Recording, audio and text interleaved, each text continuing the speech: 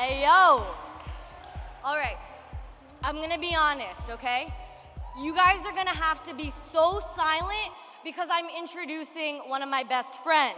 So before I start talking, let's just keep that for the record, okay? It is so exciting to be here surrounded by so many talented Asian and Pacific Islander game changers. I'm thrilled to announce the person who has been instrumental in highlighting South Asian on screen, my very own fairy godmother, Mindy Kaling.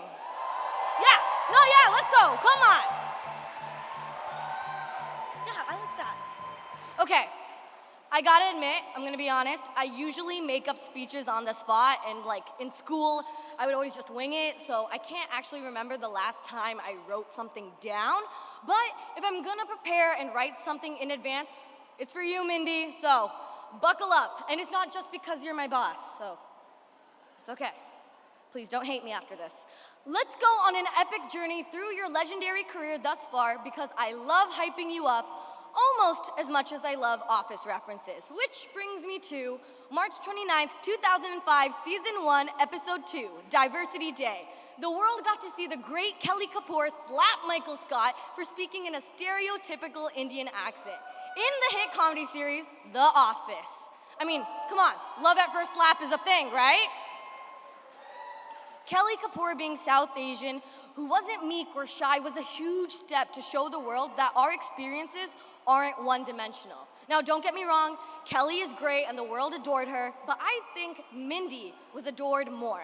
Not only did she shine as an actor, she thrived in the writer's room, proving that brown women belong in front and behind the camera. Now, okay, usually people after achieving so much success decide to take a break and relax or go to Hawaii or some shit. But some people decide to write, star, and produce a rom-com series with their own name in the title for 6 whole seasons, The Mindy Project. Right, pretty cool. Yeah, she's sort of an overachiever, but that's why we love her. She wrote and starred in her hit film, Late Night, voiced the character Disgust in Disney Pixar's Inside Out, wrote multiple books, and she's friends with people like Oprah Winfrey and Reese Witherspoon. Wait, hang on, that's a typo. Let me try that again. Oprah Winfrey and Reese Witherspoon are friends with frickin' Mindy Kaling. Mindy went on from being the only woman in the room to creating rooms of her own filled with women from every walk of life. And somehow she runs her Time 100 honored company, Kaling International, while still finding time to be an author, producer, director, actor, a fashion icon, fantastic mother, and to me, a loving and generous mentor. Mindy exemplifies what it means to lift up others, especially in her producing work. Her shows are unabashedly starring and featuring the stories of women of color, whether it's Never Have I Ever, The Sex Life of College Girls, or her upcoming show, Velma. Mindy has made it her priority to showcase diverse, powerful stories, proving to the world that people who look like me are just as relatable. 3 years ago, she changed my life by letting me help tell one of those stories. Playing Devi Vishwakumar has been a gift of a lifetime. Mindy writes stories about girls who show up, break rules so that they can write their own. As my mentor, she has taught me so much. One important thing she taught me is that I, a young, ambitious Tamil woman, has every right to take up space on screen. Because just like her, I'm funny, and why not me? You can buy her book. It's available everywhere. Why not me? It's available everywhere. She believes in the power of women. She believes in the power of Asian women. I'm so honored she believed in me. I am not the first, and I will not be the last to see my life changed by her work. As you can see here.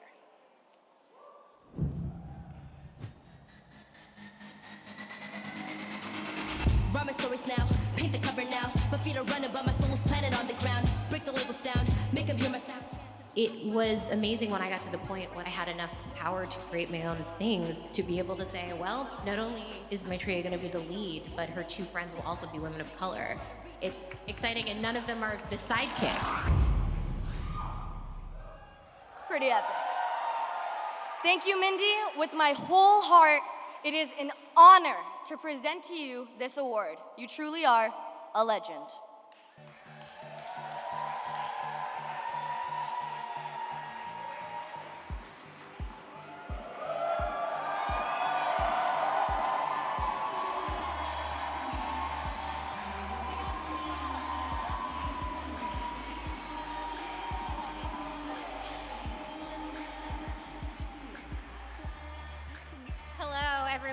Thank you.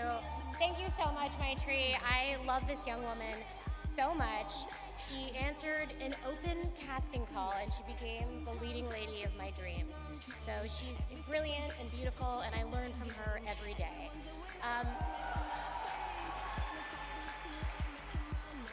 There are quite a few cast members here from our show Never Have I Ever, and I wanted to give them a shout out. I love you guys. They took my dream and they turned it into a reality, and I'm so grateful to them forever, for the rest of my life.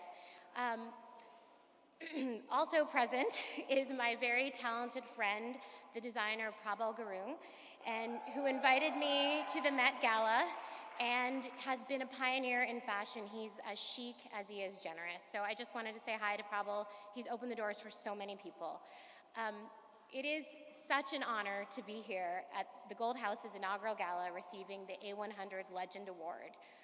And I just need to acknowledge right off the bat that I've been to a lot of award shows, and I think this is the best looking group of people at any award show that I've ever seen. I mean, seriously, and Simu isn't even here. We don't even need him. He can just keep his toned abs in London or wherever he is. It's fine.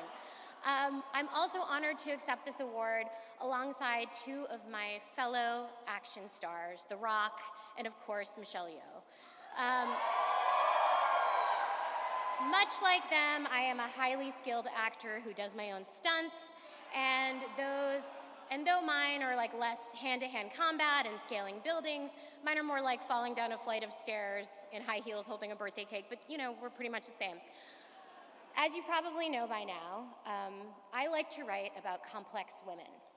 And some people label complex women as unlikable because it doesn't align with their expectations of how a character on TV should be.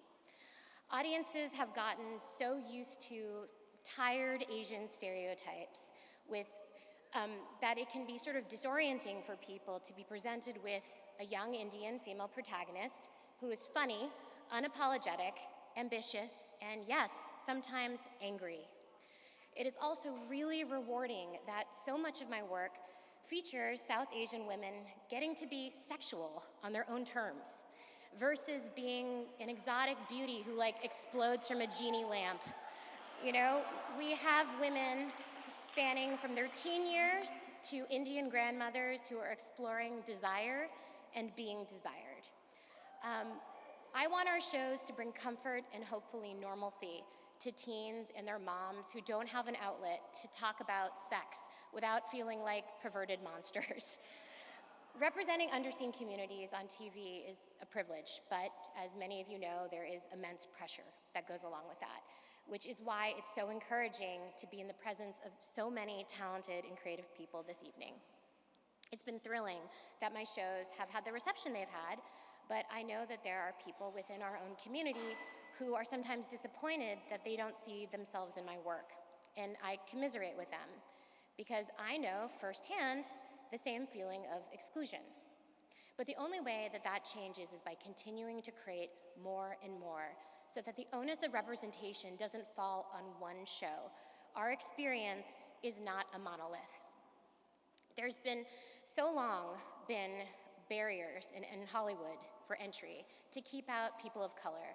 But when Never Have I Ever had an open casting call, I got to witness firsthand how many talented young people are out there. They're just waiting and working up courage at every chance to pounce on an opportunity. And I believe that the meaning of being a legend is creating new doors for the people who think that their dreams might be impossible. It would be impossible for me to be here and to have my career in comedy without the work of people like Margaret Cho, Cal Penn, Aziz Ansari, and so many other incredibly talented Asian performers and writers who had to break down barriers long before I was working on The Office. Toni Morrison has this quote, and it is, in this country, American means white, and everyone else has to hyphenate. And that's true. But I believe in my heart that we can change that. And what we consider quintessentially American, you know, it has changed in the past 15 years, and if I can be a leader of some of that change, that would be the honor of a lifetime. I'm still learning. I make mistakes. But once I know better, I do better. I promise you that. And I promise I will continue to try my hardest to live up to this award. So thank you very much and good night.